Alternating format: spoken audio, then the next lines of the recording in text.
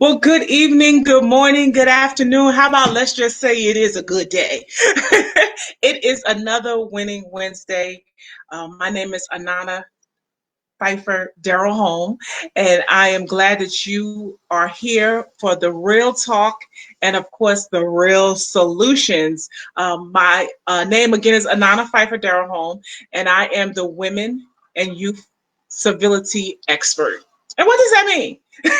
What does that mean? That one thing that I'm passionate about is bringing civility with a focus on dealing with women and girls around the world. And I love this platform. I love this opportunity where I could come and share. One thing that we focus on is what I call the 4 C's.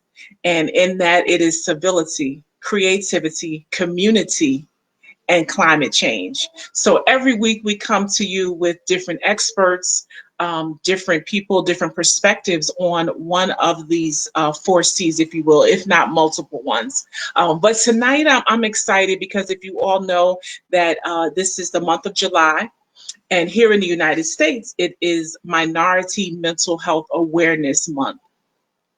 And with that, I know on our first episode of this month, we had Dr. Kathy Barton Brown, and she is a mental health expert, phenomenal woman of God. And she came to us as on a clinical side as a clinician of someone who is currently in practice and treating. And she talked to us and gave us some amazing tips last week. So I'm excited because tonight I actually have a phenomenal woman that is not so much more of a clinical perspective, but she has more of a personal story dealing with mental health, being an African American woman, successful woman in that right. And I'm just so happy that she could join me tonight and share her story, share her testimony, and still the journey that she is on. So, this is what it's real talk. But also we're offering some real solutions. So we're going to talk about some maybe not so easy topics that you usually may not speak about.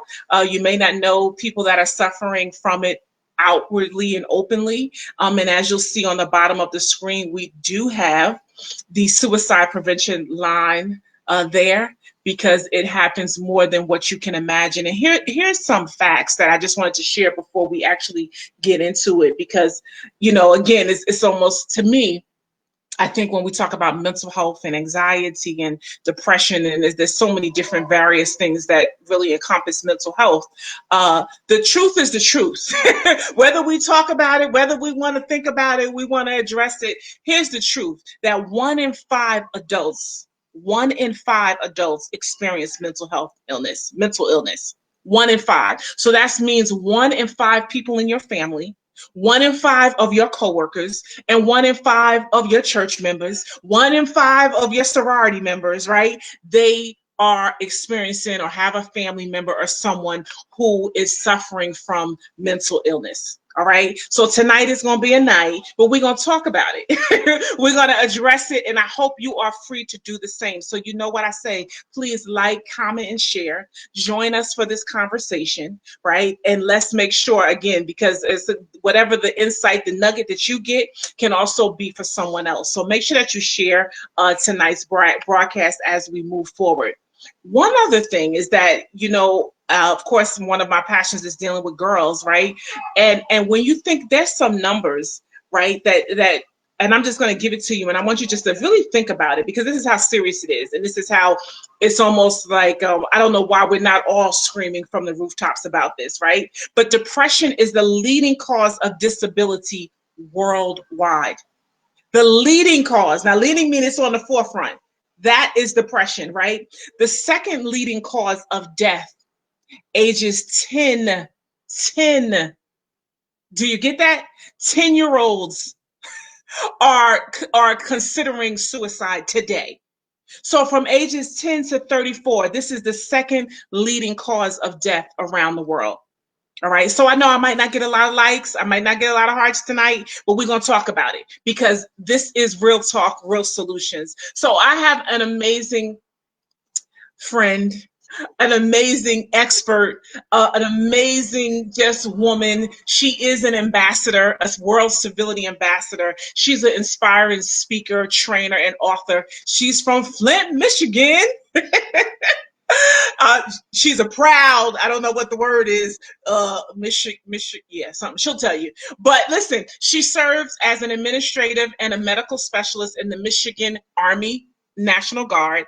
She has a bachelor's of science degree in health science from Grand Valley State University, and she is an operations warehouse and distribution professional with 20 years of experience with General Motors. Now, Robin openly shares her experience of living with major clinical depression and failed suicide attempts to free, empower, and restore hope in the place of hopelessness. She equips and she encourages others to tap into their personal power as an overcomer. She assists and she guides movement from the place, and that's, I love movement, not being stuck, but movement from the place of just surviving to one of thriving, and thriving on to winning the fight and creating the lifestyle that they deserve. She's done some incredible things. I know we're going to have her share these tonight. Miss Robin Shyrell Williams, she served on two nonprofit 501c3 boards. And the thing about her, she's a speaker, she's a trainer. She has spoken on platforms across the country, of course, in St. Louis, Missouri, Topeka, Maryland, Detroit, Atlanta, but she's been to London, Dubai, Bahrain, and I've had the pleasure of sharing and training with her in Guyana, South America. So Robin Shyrell, she was one of the co-authors of the Live Your Best Life, Stories of Triumph. I was there for that book signing. Awesome, awesome. But more importantly, she was actually presented with the Susan M. Gibson Messenger of Hope Award, and also the Dr. Estelle Collins Global Inspirational Award that was actually in Guyana 2 years ago. So like I said, she's a World Civility Ambassador, and here's her mission and her heart's desire is to transform the lives of other women and young people through her Beyond the Roadblocks platform, as well as serving as an advocate and a change agent for mental health issues. So without further ado, I can't wait to bring to the screen, bring to the stage my friend, my sister, Ambassador Robin Shyrell. Hey, sis. Hey. How you doing this evening? I'm good. You good? Excited to be here with you. Excited to be with your audience, and let's just get to it. So it's a great day. Ooh, ooh, ooh. Jamala said, y'all, they ain't ready. They ain't ready for this fire tonight. Thank you for all of those that are listening. Yeah. But yes, so here's the thing, of course, I know a bit of your story, but let's just first, of course, this month is mental health awareness, and I know that means a lot to you. What does this month mean for you? And what is something that, you are passionate about, seeing happen right now during July 2020, while we are in the midst of a pandemic, inside of a pandemic. Tell me what's really on your heart, and what do you want to just open up and share right now to the audience? So what this month means to me, it is Minority Mental Health Awareness Month. But 11 years ago, in July, right before my 20th class reunion, was my first suicide attempt. Wow. Okay. And so July is typically a trigger month for me. And I found myself, during the month of July, where I've either been suffering, and having a really bad bout of depression to the point where it's been debilitating. So for me right now, this is about taking that back. Like, I'm taking this month back. And not only do I want to take it back, I want to help others take it back. So even though I know that it's a trigger month, instead of lying down and taking it and succumbing to the depression and succumbing to those triggers, I decided in 2020, I'm fighting back. Whoop, whoop, whoop, whoop, whoop. I love it. And I just happen to be here. here. You just happen to be right here on the Talk Real Solution Show with Dr. A, taking it back. Y'all hear that? Taking it So back. wait a minute, but I want to stop. I want to stop because you talked about triggers, and I'm sure that you know what that means, right? Mhm. I'm learning that really through our relationship and understanding more about depression and the things that go on. But what does that really mean? So you're saying that that's a trigger month. What can you just go into that a little bit? What is a trigger? What is a trigger month? Trigger time? Certain things that happen could be triggers. Can you just expound upon that, if you will? So for me, there are different times a year when I seem to struggle more with the depression. A very good friend of mine was murdered in July many years ago, and there are times where it would just sneak up on me in the past. Like all of a sudden, I everything would be going along just fine, and then I find myself I'm sad for no reason, and I didn't understand. I really didn't know what was happening or why I was feeling a certain way. But I found myself struggling at different times a year where different things, traumatic experiences had happened to me in my life. Those are times when I found that I would be struggling a little bit more to maintain my mental health. And so I've identified those as trigger months.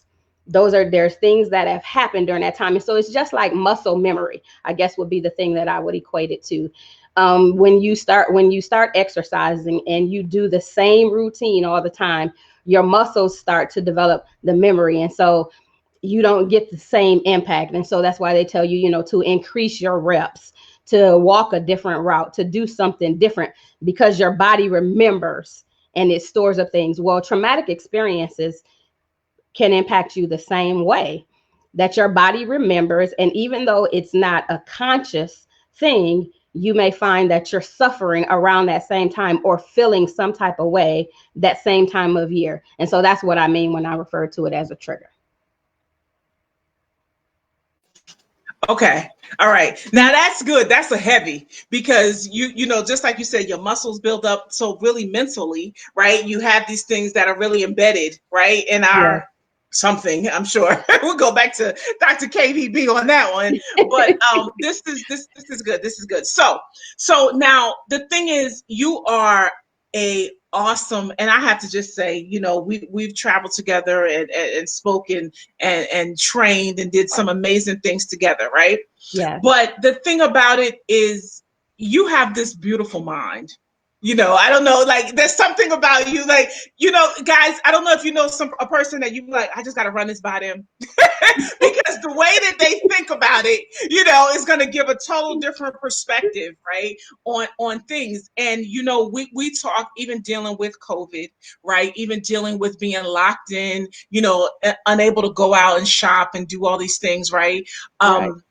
And I shared this on one of my broadcasts. Like, I found myself crying almost every day, Mhm. right? And because of the situations inside the situation, just dealing with being locked in, being afraid, or having concerns in regards to my health and my children going out, myself going out, how to protect myself, right? So that I know that I had started to feel this heaviness, right, if you will. That's just the best Right. way I can explain it. And I felt really, really sad, right? And so the one thing is, this, I know we're not alone, right? And that's why having this conversation is so important. So even dealing with COVID, being down the shutdown, right? That's where it started, right? Now, I know for myself, and we talked about this, that I'm back in therapy myself, right? Simply because I was like, I ain't doing right. Like, I'm not handling this too well. And I know I needed some help. So it was for myself dealing with COVID. Also, Mhm. then, of course, dealing with all the racial tension, the racism that really is, plaguing Mhm. America right now, that we're dealing with, right? So what do we think about people that are suffering from depression and anxiety, right? What are some things that come to mind, or some tips that you would give people, or what you're even doing for yourself, to get through this tough time, tough time? Well, like you, I made the decision to go back into therapy. And I'll be honest, I struggled with that decision because I felt like this was something that I had conquered. I was flexing on depression. I felt like it was something pretty much that I had control of, that I had within in control. And when things started to happen, especially when COVID kicked off, and I really just hunkered in and was staying in the house, and you were telling me, go out and get some air, and I kept saying that air's not fresh outside, so I'm Right, right. not going out there. Ain't nothing about that air fresh out there. I'm not going outside. Um, but what I found was initially, so for me, there's a couple things that happen. One is I can't sleep. And when I'm suffering with bouts of depression, I either swing to the one end of that spectrum where I'm up for days at a time. I mean, the insomnia is crazy, or I mean, to the point where it affects my physical health, or then I want to sleep all the time. And so I found myself wanting to sleep, all the time. Like every time I did something, then I felt like I needed to take a nap. I needed to rest between it because I was just mentally exhausted, for everything. This is I can't believe I'm getting ready to share this, but this is the ugly, one of the ugly pieces of it. Was it has to do with activities of daily living, and cleaning up your apartment, cleaning up yourself. Well, I was FaceTiming with my god sister pretty much every day, and she said to me, they called me Pookie, and she was like, Pookie, you had on that shirt yesterday. And I was like, yes, so what? And she's like, you had on that shirt the day before yesterday. And she looked at me, and I could tell she was really concerned. And she asked me, she said, are you okay? She said, do I need to come home? And I was like, what do you need to come home for? She was like, do I need to come and check on you? And I kind of laughed and joked, and I said, well, I don't know, you might. Like I could be dead up in here, and it would be days before anybody would even know. And I said it jokingly, but she didn't think it was a joke. She didn't take it, lightly. So one of the things that I know is that when you find yourself not able to function at your normal capacity, everybody knows kind of what you're used to being able to do on a regular basis. Activities of daily living, cooking, cleaning, caring for yourself. When you start to see those things start to suffer, you might want to get, or if you notice that in somebody else, then that's a reason to be concerned. If someone's eating habits all of a sudden change, their sleeping patterns change, that's a reason to be concerned. You could see people where they could go from either losing weight, they could either gain weight, they may start to withdraw, not even engage with family and friends, things that they normally enjoy doing. If you see people pulling back, or they start to discussing, just talking about life where they don't see the point, they don't understand, they don't see the point, they don't know why they should continue on, then that's a reason to be concerned. So after a couple of those conversations, and so for me, I have a dream team. I think everybody should establish a dream team.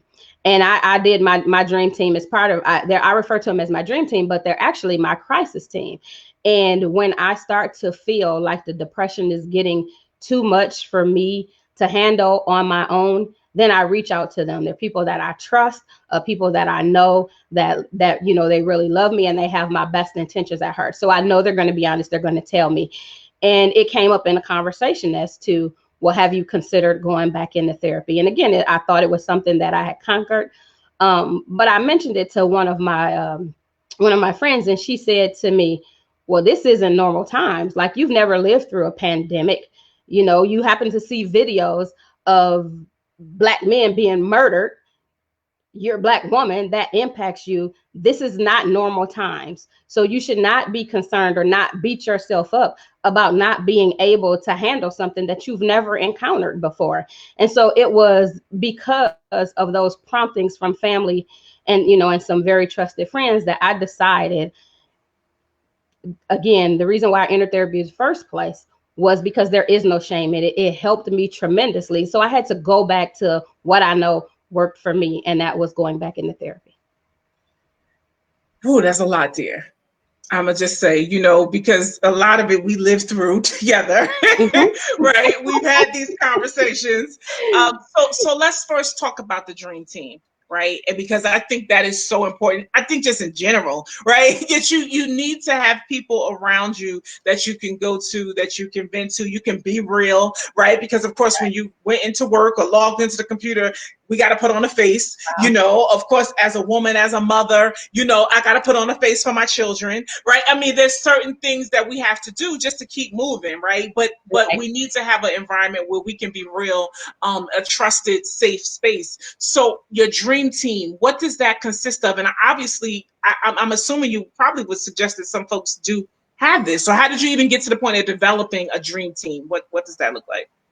So my dream team was established years ago after the suicide attempts, and I was going through a very bad bout of depression again. The doctor had put me off of work, and I was in counseling with a psychiatrist who had actually he prescribed the meds as well as did his own therapy. I was in counseling with him. I was in counseling with my pastor, and I was in counseling with a therapist that wasn't, a doctor, just a therapist, a social worker. And then I had a life coach. And then I had a couple of trusted friends that were a part of my dream team. So these were people who, again, like I knew that they had my best interest at heart. And the understanding was that I could honestly tell them how I really felt. I didn't have to put on a mask. Like I had conditioned myself to respond that I was fine, even when I was far from fine. Well, the dream team, they don't get that answer. The dream team, they get the raw, uncut version of what's happening in my life. If the suicidal thoughts are starting to come back, if the feelings of worthlessness are starting to come back, if I'm not able to get out of bed, any of those things, my dream team is people that I've identified that I'm supposed to reach out to before it gets to a point where I can't manage it. So my dream team consisted of, again, it consisted of my therapist, it consisted of a life coach, it consisted of my pastor, and then a couple trusted friends. Great.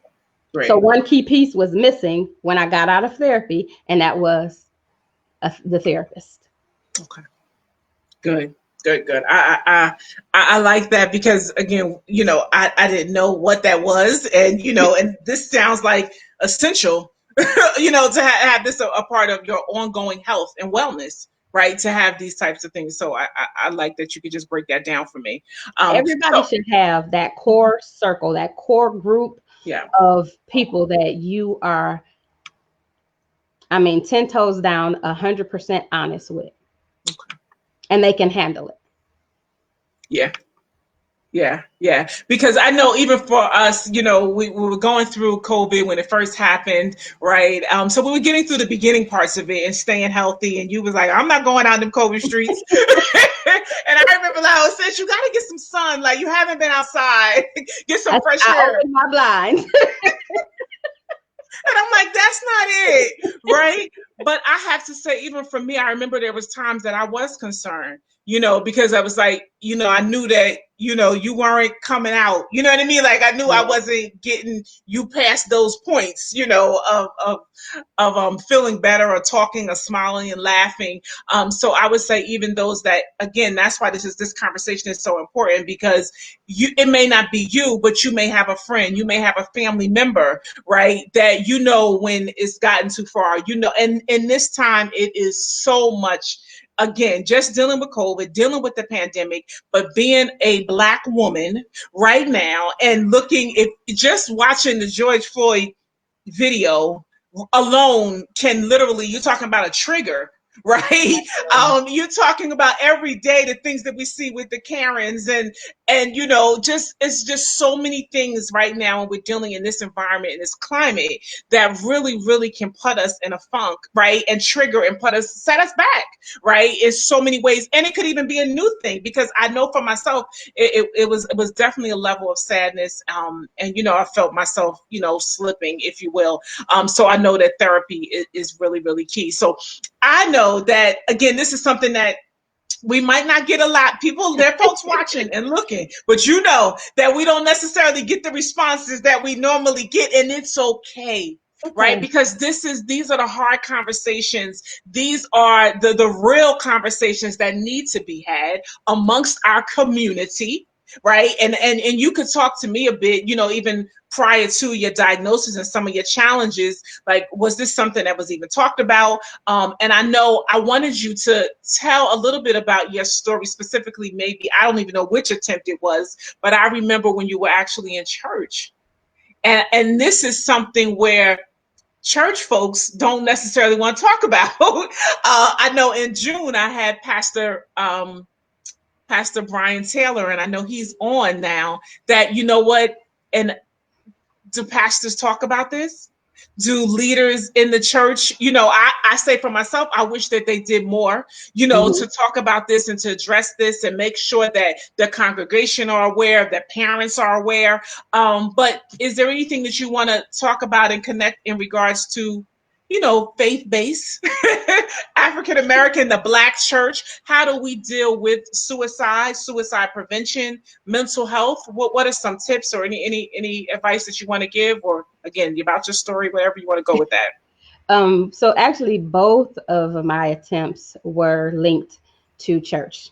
The Mm-hmm. first one, I made the decision sitting in church on a Sunday morning that I was done, and I think about um, the people that I passed that Sunday morning, and that spoke, and they said, "How are you doing?" And I gave them this.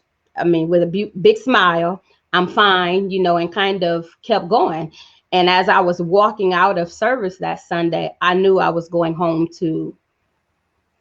At that, I mean, my intent when I left was to end the pain, because I can't really say that I wanted to die. What I really wanted was the pain to stop, and I couldn't see another way to stop the pain other than taking my life. Right. So what I really wanted was the pain to stop, and I made that decision. And so I went home, and that's where the first attempt happened after church. The second attempt happened in church. I was ushering. I was sitting in the back of the church. I grew up in church, and one of the things, we didn't walk during church. I walked outside to my car, got the pills, poured the pills in my hand, walked back in, stopped at the water fountain, took the handful of pills, went back and sat down in my position, because I wasn't on the floor ushering, I was sitting in the back. And I left church that Sunday in an ambulance, on my way back to the back to the hospital for the second suicide attempt within 6 months. That is when a friend, between the two attempts, one of my girlfriends had given me a card for a therapist. And when I got to the emergency room, I told them, I was like, I already have somebody. And, so I gave them the card. And it kind of kicked off with it from there. But so I kind of made it through that. I spent some time off. I spent some time in therapy. And then I went back to work. Well, this was maybe 2 years after the first attempt, and I was at work, and I decided at work that, yeah, I was done. So I walked off my good job with the intent of driving my car into an embankment to kill myself.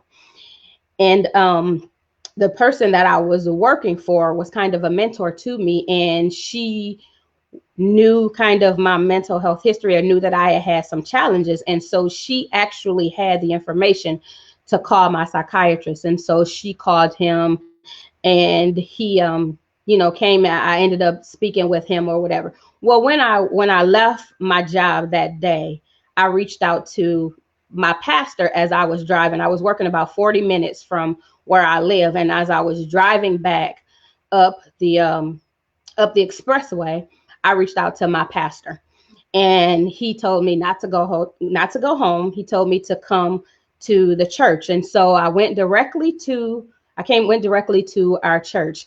And instead of allowing me to go home every day and stay, or just stay at home every day, he made me come up to the church and work. And there were many days that I just went up there and I sat and I cried and I just sat. I just sat there. But the deal was that I could not stay in the house. And that office staff, my office staff, I go to New Jerusalem Full Gospel in Flint, and the office staff, they were so supportive.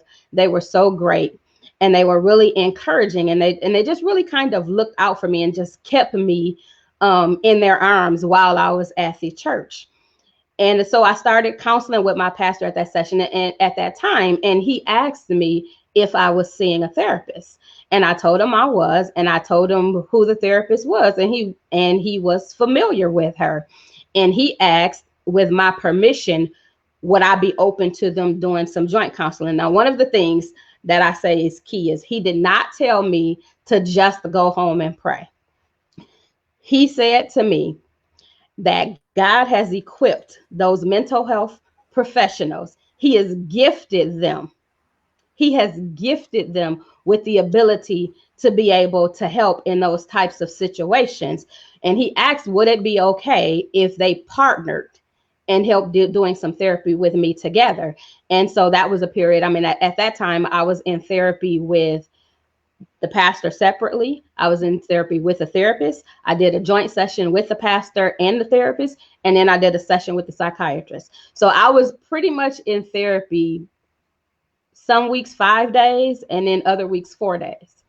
Wow. But it was key. And I think, and one of the things, he's actually brought, we have mental health professionals that work in our church, and they're a part of his team. So if someone is suffering, then he has licensed professionals that he can help refer people to make sure that they get the professional support that they need. So he can do the spiritual counseling, but they can get the mental health help from the mental health professionals that they need to get them on the right track and to provide them with the services and things. So Whoa, whoa. I mean, and this is, and I see this is Pastor Brian Taylor, and and he's hearing your story. I hope you saw some of the responses, and that is so important.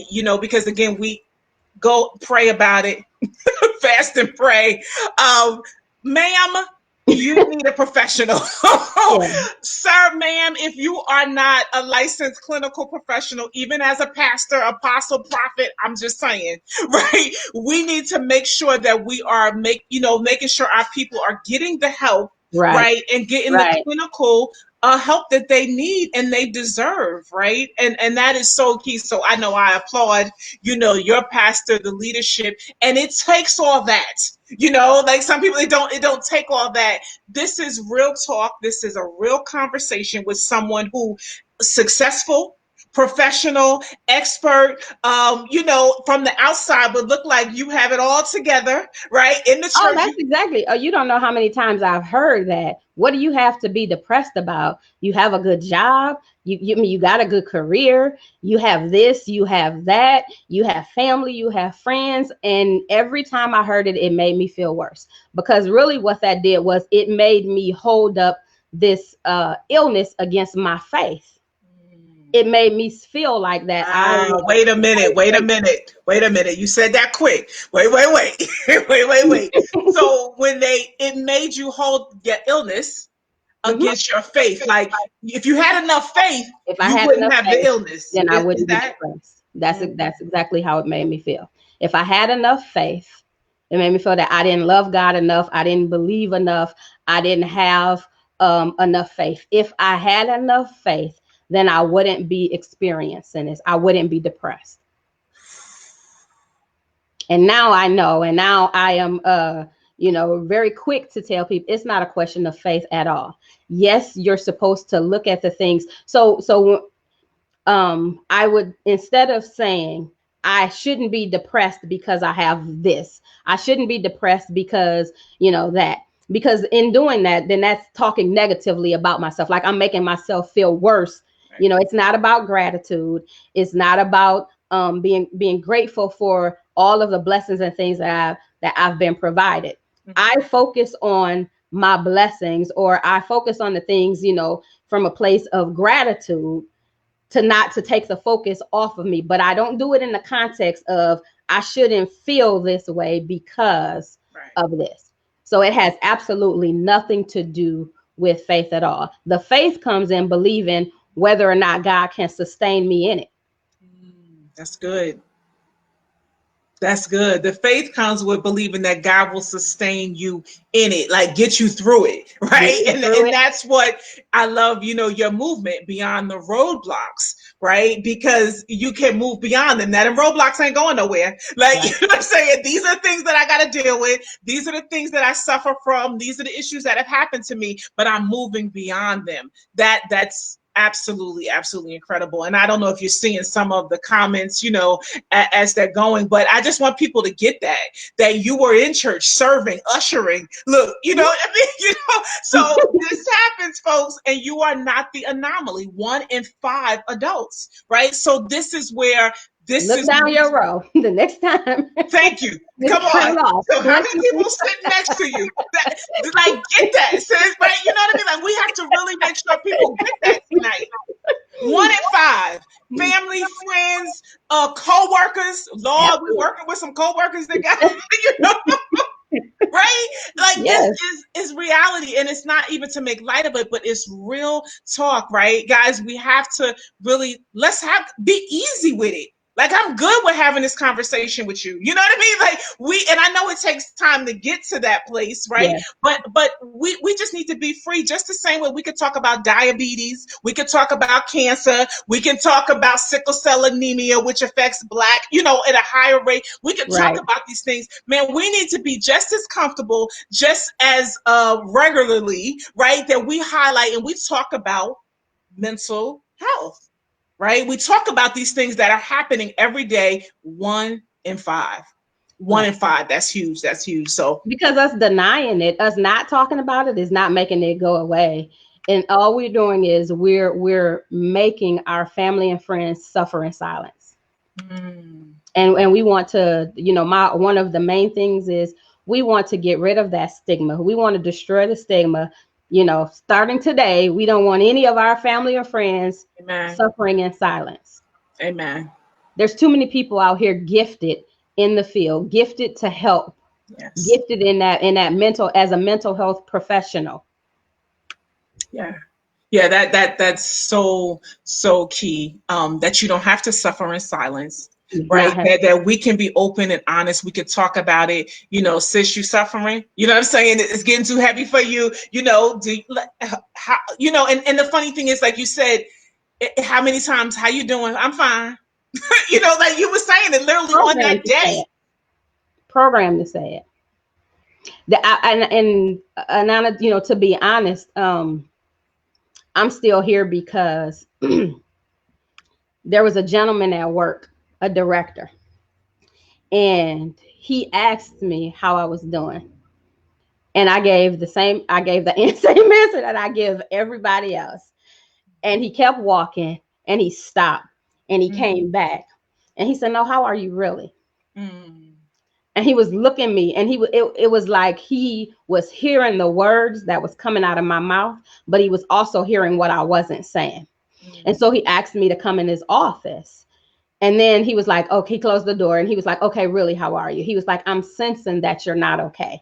And I tell you, I was like, the third time is going to be the charm. I was starting to put my affairs in order. And at this point, when I tell you, I probably was smiling harder than I ever smiled in life, because I knew the pain and the suffering was coming to an end. But because he listened a little bit different, because he came back and asked the question and said, well, really, how are you? Well, how are you with this? And, well, how are you feeling? And because he kept asking questions, he eventually got an answer that I really wasn't okay. And so he asked me, he said, "Well, will you do me a favor?" Sure, I'll do you a favor. Of course you would. Yeah, absolutely. I'm a giver. I got to give a heart. Yeah. Absolutely, I'll do you a favor. He said, "Will you go see this doctor?" And I was like, "Yeah, I'll go see the doctor." And so he walked away and, he came back the next day and he said, "Well, I'm a little disappointed." He said, "I thought you said you were going to go see the doctor." And I said, "Well, I did." I said, "Well, I thought you were going to come back with some information." And he was like, "Oh, you'll go?" I was like, "Yeah, you asked me, I'll go." And so he left. Now, this is at work. So he left. He went into his office, and within 5 minutes, he came flying around to my desk, and he had papers in his hand. And the papers were a MapQuest printout. And he said, I made an appointment for you. They know that it's going to take you 40 to 45 minutes to get there, but they're waiting on you. He said, leave now. Don't worry. But he said, I'll let your manager know. I just need you to get on the road and head down to the appointment. And that was the first appointment that I had with the psychiatrist. But that appointment saved my life in that moment, because I was putting my affairs in order. I had made a decision, and I was out of here. And I was so comfortable with that decision. I had everything all worked out. But because he stopped me in that moment and made me go to see that doctor on that particular day, that is what put me on the road to coming back to being okay. My God. My God. And so, and even with you just even sharing that, I think it's so important, even for all of our listeners, you know, because we get the, I'm fine, everybody good, right? We just walk away. And, Mm-hmm. I feel like in this time and in this season, it's so important for us to be more sensitive. Our level of discernment needs to be way up, right? Because Right, I right, don't know how most folks on a best day is fine right now. right now, Right? So, especially people of color. okay.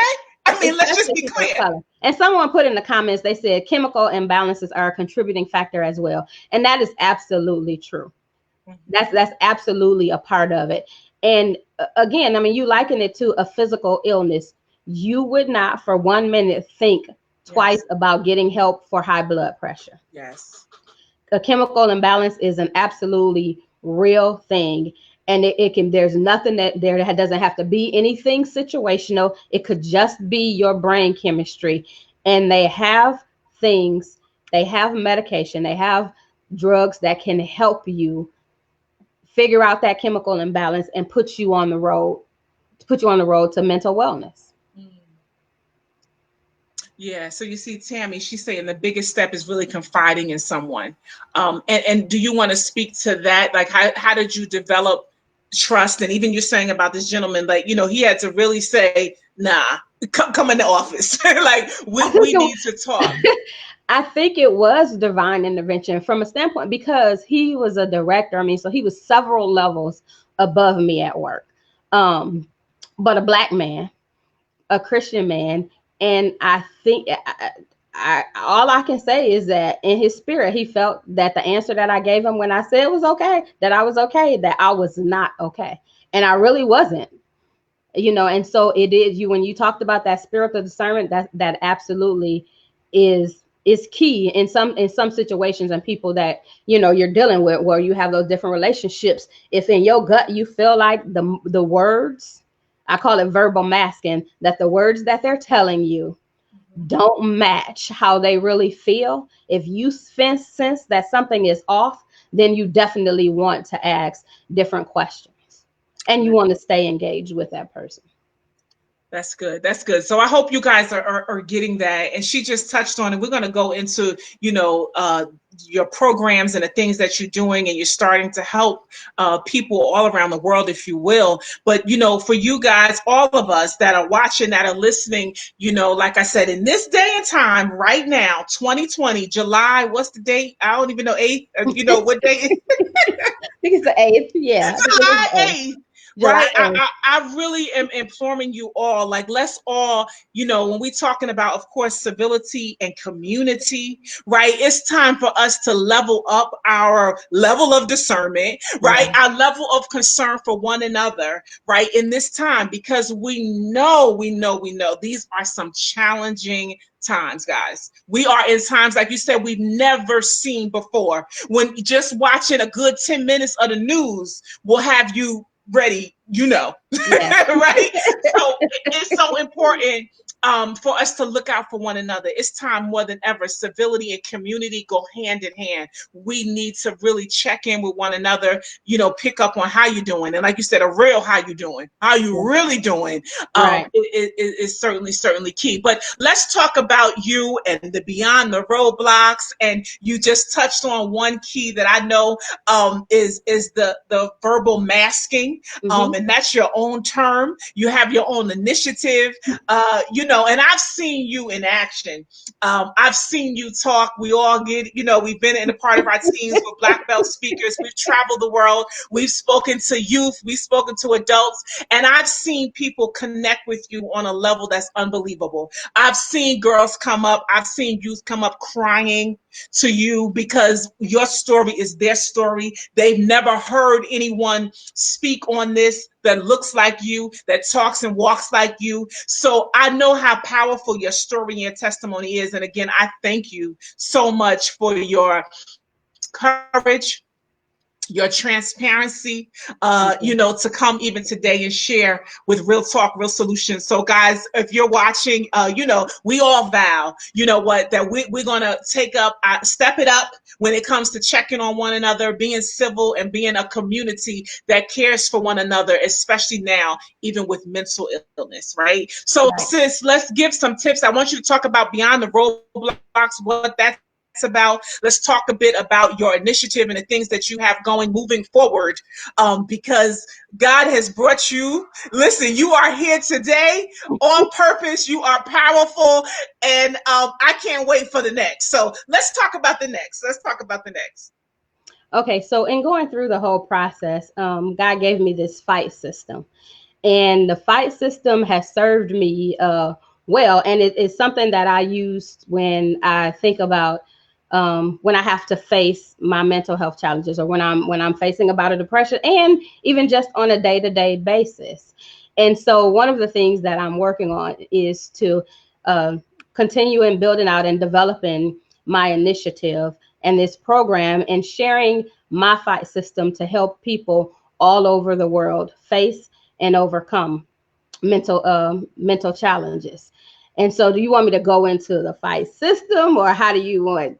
Whichever. If you want to talk about your initiative, I mean, we got a good 10 minutes or so. So please, if you want to at least give some tips and strategies, yours. So if it's the fight system you want to share, please Yeah. do that. What have you? Okay. It's So you.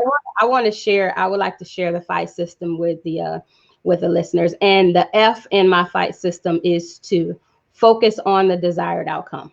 Is to focus on what it is you want out of life. And so it could be just a particular dream, a goal, something that you want to do, something that you want to manifest in your life. So you want to focus on that. So when you feel like when you're in that place, or you're starting to feel bad, or the depression is starting to take over, or you find yourself maybe slipping into a place of hopelessness, that desired outcome is something that you can use, that you want to shift your focus. Instead of thinking about what's wrong, instead of thinking about what you may feel like you don't have, you want to focus on where you want to be. So instead of being stuck in the place of where I am, I want to look forward. I want to shift my focus. I want to shift my thinking to what it is that I desire in life. So you want to focus on the desired outcome. And then the I in the fight system is to invest positively in you. Well, how do you invest in you? You want to invest your time, you want to invest your resources into things that are going to propel you and move you forward. So invest in a therapist, invest in a psychiatrist, invest in building your own dream team. And the other thing that you want to invest is in your mind. You want to be feeding your mind positive things. And this, the last part of the I goes right into the G, and that's guarding your gates. And so this is about your mental diet. What are you feeding your mind? And so when I talk about guarding your gates, I'm talking about what are you looking at, what are you listening to, and what are you speaking. If you're watching negative programming, if you're watching the news, if you're constantly feeding your mind negative things, if you're not looking at and listening to things that are positive, things that are edifying, things that are encouraging, then you're feeding your mental diet is causing your mental health to be deficient. So you want to guard your gates. So when I talk about investing and guarding your gates, those two kind of go hand in hand. You want to make sure that you're reading something positive, that you're listening to positive things, and that what's coming out of your mouth is positive, because we know the Bible says the power of death and life are in your tongue. So what we speak, it absolutely impacts how we feel and how we move forward. And then the H in the fight system is to help somebody else. No matter how bad our situation is, there's always somebody that needs something. And when you focus on helping somebody else, then it puts you back into a place of gratitude. It takes your focus off of you and off of your situation, and it builds you up. It makes you feel better about who you are as a person, because you can find your value. It helps you to see your value when you're providing something to somebody else. And then the last part of it is the T, and that's to trust the process. I believe in God, so I don't have a story without it. So I have to say, and the word says, all things work together for the good of them who love the Lord, for those that are called according to his purpose. And when it says all things, that means just that.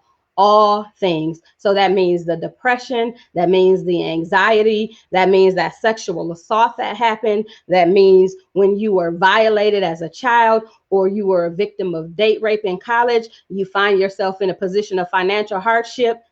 All things work together for the good of them who love the Lord. And so that's all things. And so you have to trust that process. You have to trust that God is going to do exactly what he said he would do in his word. And so that's the fight system. And so this the last thing that doesn't quite, I didn't have it when I was given the fight system, but Dr. Jenna Dyson Williams, she was the first person that I saw in social media years ago that openly spoke about mental health.